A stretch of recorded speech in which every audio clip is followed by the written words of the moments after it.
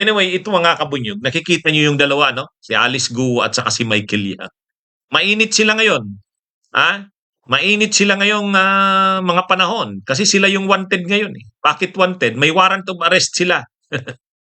Pareho sila may warrant of arrest. Pareho sila pinaghahanap. ha? Ah, ang naghahanap sa kanila, si Michael Yang, yung Sergeant at Arms ng Kamara. Si Alice Guo naman, yung Sergeant at Arms ng Senado. O yan, pareho wanted tong dalawa to ngayon. Ha? Si Oscar sabi niya, Attorney, ano na pong update kay Congressman Castro? Bukas ko na yan i-discuss ha. Oscar, bukas, panuorin nyo. So, wanted to ngayon mga kabunyog. Si Alice Guo wanted ng Senado. Si Michael Yang wanted ng Kamara, ng House of Representatives. Bakit sila wanted? Pareho sila sinight in contempt. Kasi pinapatawag sila sa Kongreso, hindi sila uma-attend. Ano ba ang hindi ina-attendan nito ni Michael Yang? Si Michael Yang hindi uma-attend doon sa patawag nila Congressman Acop, Congressman Dan Fernandez. Yung committee yan sa House Committee on ano bang committee nila? Kay Barbers. Oo, kay Barbers yung sa drugs. Sa drugs. Bakit? Kasi 'di ba may na-raid na malaking bodega sa Mexico, Pampanga? Nakunan ng shabu. 3.6 billion yata na halaga ng shabu yun eh. Doon sa Mexico, Pampanga. So ngayon, natitrace yun, na yung ni-raid na yon na bodega sa Mexico, Pampanga ay naiuugnay dito kay Michael Yang. So yan. Kaya ang problema, iniimbitahan siya para magpaliwanag ano ba talaga ang katotohanan doon. Hindi uma-attend. Kaya yan, may warrant of arrest na yan. Kasi sinight in contempt na. Hindi pa rin hindi pa rin. Pero sabi ni Barbers, pag na-aresto daw yan, doon daw yan i-detain sa sa Bikutan. Sa Bikutan daw, sa kulungan sa Bikutan. Doon daw nila ipapakulong itong si Michael Yang. Kaya lang ang tanong, nasaan na yan ngayon? Nasaan na yan ngayon? Ang isa pa, itong si Alice Guo, yung mga sinampa sa kanyang kaso, wala pang warrant of arrest. Ang may warrant of arrest na sa Senado, kasi pinapaimbestigahan siya ni Senadora Risa Hontiveros at ni Gatchalian, hindi sumisipot. Hindi sumisipot. Nung una, sumisipot, kasi akala niya uubra yung kanyang mga palusot. Wala na. Exposed na ang kanyang mga kasinungalingan. So ngayon, hindi na sumisipot si Alice Guo, mga kabunyog, mga kababayan. Kaya may sinight na siya in contempt. May warrant of arrest na din siya. Hi, kay Romel Pinisitos, kay Mario Magayani Sr., nanonood sa atin sa Malanday, Marikina City. Kay Abala Juby din, kay Rinaldo Gonzales, Canto Tejero, yan. Mag-greet man lang natin sila. Julito Galapin, Trillones, shout out po sa inyo dyan. Lahat ng mga nanonood sa atin sa Bago City, Negros, Bago ba yan? Bago, basa yata yan. Sa London, nanonood si Rogelio Di Queros at si Jess Rosario, nanonood din sa atin, Alvin Daet. Magandang gabi sa inyong lahat. Anyway, patuloy ko yung kinikwento ko. So, wanted pong dalawang to ngayon. Wanted tong dalawang to.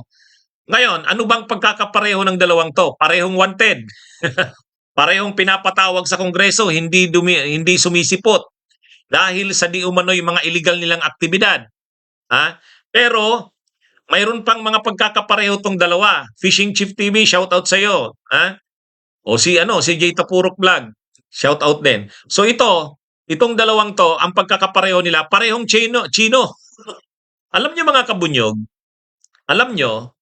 naki-question ngayon ang kanilang citizenship ng dalawang to. Bakit? Si Alice Guo, alam na natin, malaking issue yung ano ba talagang citizenship niya. Itong si Michael Yang, ang lumabas dito, di ba inappoint pa ito ni Duterte bilang Presidential Economic Advisor? Ito si Michael Yang. Lagi yang nandun sa Malacanang, sa palasyo. Panahon ni Duterte. Ginawa siyang Presidential Economic Advisor. O ngayon, Ang tanong, ano bang citizenship niya? Ano bang nationality niya? Kasi mayroon siyang Philippine passport, pero ang tanong, paano siya naging Filipino citizen? Hindi naman siya nag-apply ng naturalization. So, ah, so ayan, yan yun. Tinanong sa immigration yan eh. Ano bang nationality ni Michael Yang? Kasi inappoint siya ni Duterte na Presidential Economic Advisor. Di, ang ano diyan,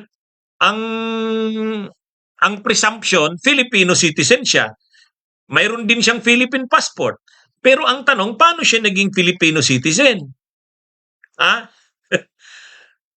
Ha? Paano naging Filipino citizen si Michael Yang? Si Alice Guo, ang palusot niya kaya siya naging Filipino citizen kasi yung father niya daw ay Chinese, full-blooded Chinese. Chinese citizen talaga, Chinese national. Pero yung ina niya raw ay Filipina. Oh, yun ang palusot niya ni Alice Guo. Kaya ang kanyang paraan ng pagkuha ng citizenship, kumuha siya ng birth certificate. Pinalabas nila na siya ay late na narehistro sa local civil registrar. Kasi daw yung nagpaanak sa mother niya ay hilot. O, yung ganun yung mga palusot di ba?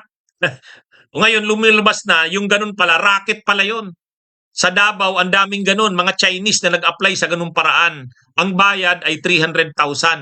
Magbigay ka ng 300,000, i-issuehan ka ng birth certificate, papalabasin sa iyo, late registrant ka. 'Di ba? Oh. Oh, ito namang si Michael Yang, paano naging Filipino citizen? Hindi naman siya nag-declare na late registrant siya tulad ni Alice Guo. Hindi naman siya nag-apply ng naturalization. Oh. So, paano naging Filipino citizen? Walang makapagsabi. Pero ang malinaw, mayroon siyang Philippine passport, mayroon siyang at inappoint siya ni Duterte. Yan ang mga gawa-gawa ni Duterte. Imagine niyo wala namang ebidensya na siya ay Filipino citizen pero ginawang Presidential Economic Advisor. Republic of Davao daw sabi ni Agustin Mondragon. 'Di ba? 'Di ba mga kabunyog? Hindi naman pwedeng sabihin. Oh, Fishing Chief TV, shout out. Hindi naman pwedeng sabihin na na dual citizen siya kasi walang dual citizenship ang China. Walang dual citizenship ang China. Kaya ang nangyari dito mga kabunyog, itong dalawang ito, pareho peking Pilipino, hindi mga totoong Pilipino. Ha? Ang ano nila, pareho sila Chinese. Pero pumasok sa mga illegal sa Pilipinas, nagpayaman sa Pilipinas sa paraan ng mga criminal activities, nag-adapt sila ng Philippine citizenship. Paano sila naging Filipino citizen? Oh, si Alice Guo nagsinungaling na siya ay ang ina niya daw ay Pilipina at siya ay late registrant. Ibig sabihin late na, 19 o 17 years old na daw siya nang pinarehistro. Bakit hindi siya pinarehistro daw ng magulang niya? Si Hilot daw ang nagpanganak sa magulang niya sa ina niya Palusot. Oh. Pero itong si Michael Yang hindi alam kung paano naging Filipino citizen. Basta inappoint ni Duterte bilang Presidential Economic Advisor na issuehan ng Philippine passport. Kaya parehong Chino, parehong may kaugnayan kay Duterte. Parehong involved sa Pogo.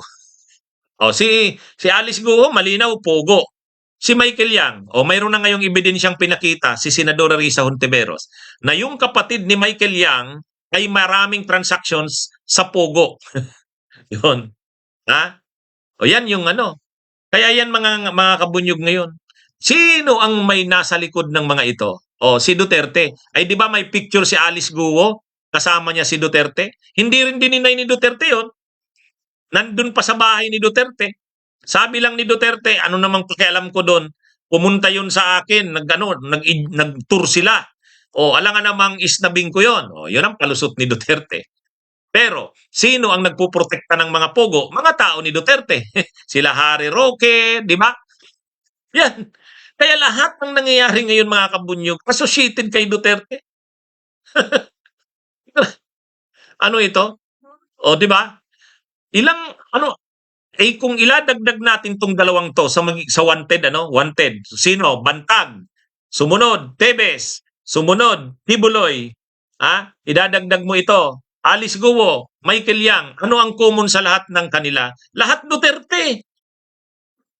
Lahat Duterte. Mga kabunyog, mga kababayan. Di ba? Oh, sino ang may mga warrant of arrest na nagtatago ngayon? Bantag, Tebes, Kibuloy, lahat yan Duterte. Kaya nga suportado sila ng mga DDS eh. Itong dalawa naman ngayon may warrant of arrest. Bagamat hindi pa tungkol sa kriminal na kaso nila, tungkol pa sa pag-cite sa kanila in contempt ng Kongreso.